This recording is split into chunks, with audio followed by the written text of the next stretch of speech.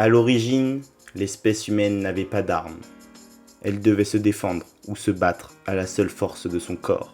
Avec le temps, les armes ont pris la place de notre corps pour se battre.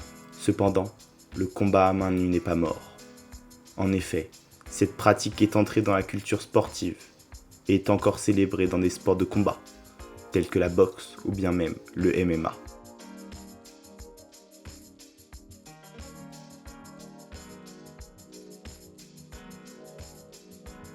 Et salut à tous mes petits orques, c'est Dragor. On se retrouve aujourd'hui pour un nouveau livre, le livre sur le combat à main nue.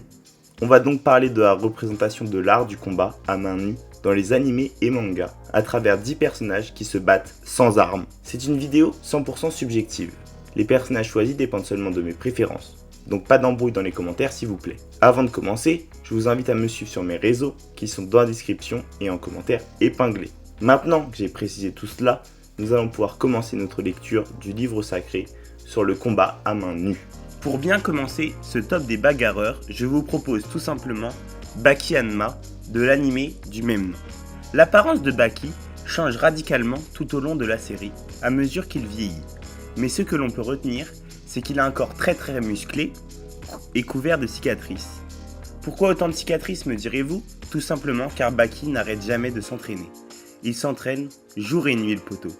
Malgré tout ça, Baki est un adolescent insouciant, décontracté et qui ne lâche rien pour accomplir ses objectifs. Mais son objectif c'est quoi me direz-vous ?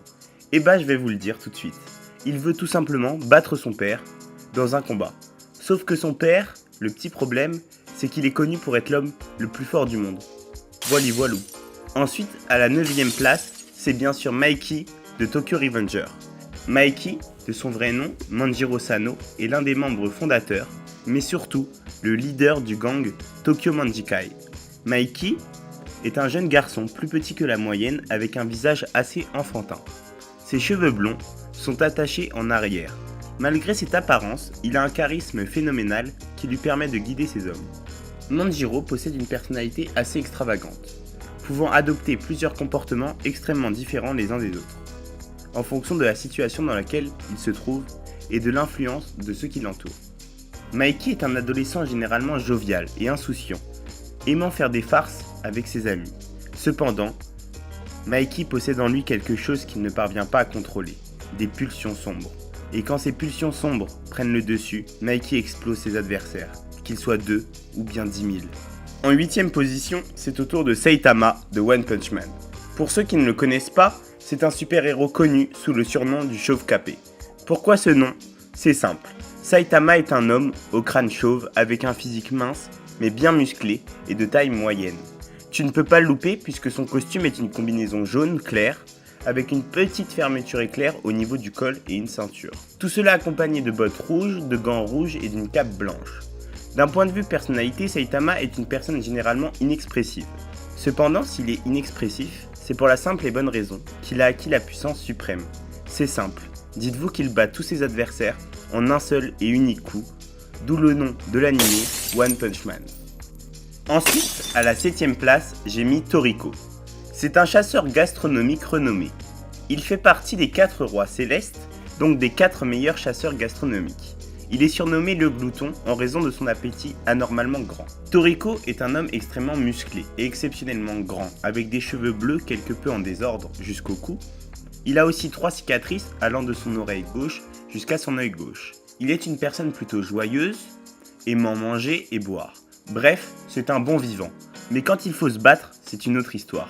Il se sert de ses jambes et de ses bras pour lancer des coups surpuissants. Ses techniques les plus connues sont inspirées de la gastronomie, vous vous en doutez, et ces techniques s'appellent tout simplement couteau et fourchette. Pour continuer, la 6ème position est attribuée à Makanouchi Hippo de Hajime no Ippo. Il est un entraîneur, boxeur professionnel poids-plume à la retraite et ancien champion en titre poids-plume JBC. Donc Hippo, c'est pas n'importe quel boxeur les gars. Il a des cheveux noirs, courts et hirsutes et des sourcils épais. Il a un teint légèrement bronzé et la couleur de ses yeux est noire. Notre grand boxeur est un garçon très timide, gentil et obéissant, mais également très volontaire et têtu. Cependant, quand il rentre sur le ring de boxe, il devient un pur combattant. Considéré comme le combattant numéro 1 au Japon lorsqu'il était actif, et il détient également la meilleure puissance de frappe de sa région. À la moitié de ce top, je vous propose Tsukasa de Dr Stone. Tsukasa est un jeune homme grand et musclé aux cheveux bruns sauvages qu'il cultive depuis son enfance. Ils sont cernés de morceaux de pierre près des extrémités. Il a une peau pâle, un visage légèrement androgyne et 3 cicatrices de pétrification sur le corps. Malgré cette apparence, Tsukasa n'est pas un rigolo pour autant.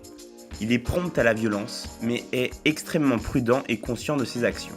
C'est un homme très gentil, réfléchi et poli en dehors de ses idéaux pessimistes envers l'humanité. Cependant, ses idéaux vont le conduire à lancer une guerre contre Senku, le héros de Dr Stone. Tsukasa est extrêmement fort physiquement. Il peut tuer n'importe quel animal avec son coup de pied et possède une extrême précision. Toutes ses compétences en combat lui ont permis d'obtenir le titre de lycéen le plus fort du monde. En 4ème position, donc pas loin du top 3, honnêtement j'ai hésité à le mettre plus haut, je parle bien sûr de Adam de Valkyrie Apocalypse. C'est le premier humain de l'histoire, né il y a 7 millions d'années. Il est considéré comme l'homme le plus détesté par les dieux depuis qu'il a quitté le jardin d'Éden pour descendre sur Terre avec Ève. Il est l'un des 13 combattants humains du tournoi du Ragnarok. Adam est un homme de bonne structure, aux cheveux blonds très clairs et aux yeux bleus. Il porte une feuille lui cachant l'entrejambe pour unique vêtement et arbore la plupart du temps une expression impassible ou alors un fin sourire. Adam est une personne très calme et posée. Il est confiant en ses capacités. Enfin, il est très protecteur envers ses proches. Pour rivaliser avec un dieu, Adam utilise sa technique, divine imitation. Cette technique permet à Adam de regarder une fois quelqu'un effectuer une technique pour être capable de la reproduire à la perfection avec une puissance équivalente ou supérieure. En 3ème position, c'est au tour de All Might de My Hero Academia. Toshinori Yagi, connu sous le surnom de All Might, est le plus puissant héros du Japon et le symbole de la paix, qui a inspiré toute une génération de héros. Dans sa forme puissante, Toshinori est un homme très grand, avec un physique tout aussi musclé et bien défini. Dans sa vraie forme, après avoir subi des dommages permanents de All for One, la santé déclinante de Toshinori l'a réduit à un homme très maigre avec des traits aigus.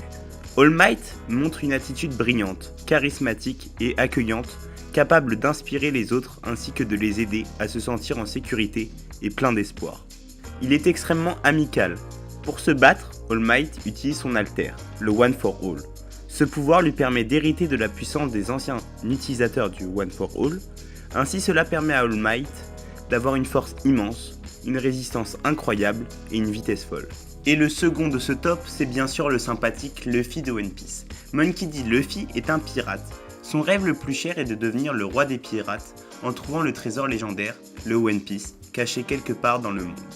Il a mangé par erreur un fruit du démon, le Gomu Gomu no Mi, qui lui permet d'être un homme élastique. Luffy est réputé pour porter son chapeau de paille. Il a également une cicatrice sous son œil gauche et des cheveux noirs assez courts. C'est une personne très joviale, qui adore manger et surtout qui est prêt à tout pour ses amis et son équipage. Pour se battre, Luffy utilise son fruit du démon pour donner des coups de pied et des coups de poing surpuissants. Le grand gagnant, mon préféré tout animé confondu, c'est bien sûr le roi des shonen selon moi, Sangoku de Dragon Ball. Sangoku, de son vrai nom Kakarot, est un Saiyan, c'est-à-dire une race d'extraterrestres qui adore se battre. Cependant, Sangoku a grandi sur la Terre, il est donc prêt à tout pour défendre sa planète adorée. Au fil de ses aventures, il va effectuer plusieurs combats pour devenir un véritable expert des arts martiaux et défendre la Terre. Sangoku, vous ne pouvez pas le rater. Il est souvent habillé de sa mythique tenue de combat orange et il a une coiffure noire atypique avec des grands épis. D'un point de vue de la personnalité, il est un peu simplet mais sait être intelligent quand il le faut. De plus, il adore se battre et manger. Enfin, quand il se bat, il devient surpuissant. Il peut même se transformer en Super Saiyan et devenir vraiment super fort. Nous avons donc pu voir dans ce livre 10 représentations très différentes de l'art du combat à main nue, dans les animés et les mangas. J'espère vous avoir fait découvrir de nouveaux personnages et animés. Si vous connaissez d'autres manipulateurs du combat à main nue pour compléter ce livre, n'hésitez pas à me le dire en commentaire. Dites-moi aussi quel élément vous voudriez pour la prochaine vidéo. Et bien entendu, si la vidéo vous a plu, n'hésitez pas à vous abonner, d'activer la cloche pour ne rien manquer, de lâcher un petit like et de partager pour le soutien et la progression de la chaîne. C'était Dragor, à la prochaine pour une nouvelle histoire.